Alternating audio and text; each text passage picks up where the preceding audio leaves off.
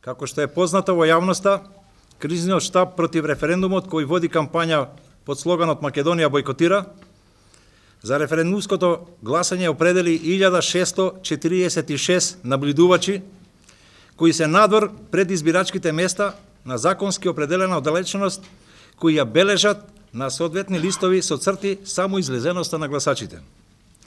Со овој број на наблюдувачи се покриваат 2650 избирачки места, земајќи во предвид дека во една зграда има повеќе избирачки места. На овој чекор се одлучивме нашите наблюдувачи да бидат надвор во дворовите пред избирачките места од причина што Државната изборна комисија не дозволи на нашиот кризен штаб, кој има 70 организации, партии и партиски издруженија, да има своји наблюдувачи внатре во просториите каде што се гласа. Според нашите податоци од терен, до 10 часот излезеноста е околу 3%, додека во 12 часот излезеноста е околу 7,5%. На овој прес конференција сакаме да информираме за излезеноста до 15 часот. Според податоците од нашите наблюдувачи, излезеноста до 15 часот е околу 19%.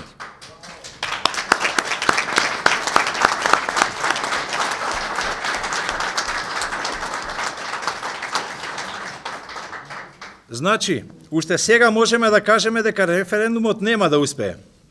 Оти македонскиот народ и поголем дел од граѓаните не сакаат членство во НАТО и не сакаат промена на името, идентитетот, историјата и традицијата на македонскиот народ.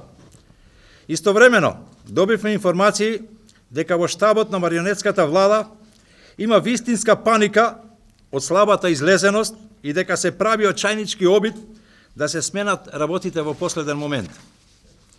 Така, нашите информации на терен говорат дека, на пример, Битола е окупирана со стотици возила со скопски и тетовски регистарски таблички, кои треба со закани да ги вадат луѓето да гласаат.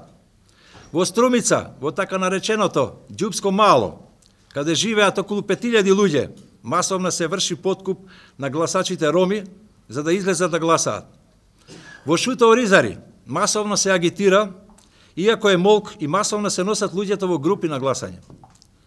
Најнова битна информација што ја добивме е дека лидерот на ДУИ, Али Ахмети, не ги пушта албанците на гласање.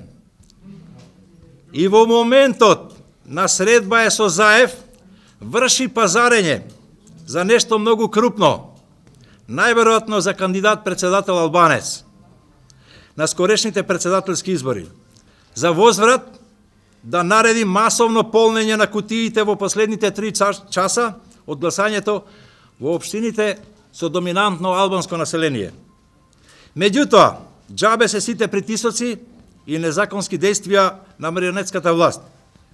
Референдумот нема да успее. Народот масовно е против промена на името и членството во НАТО.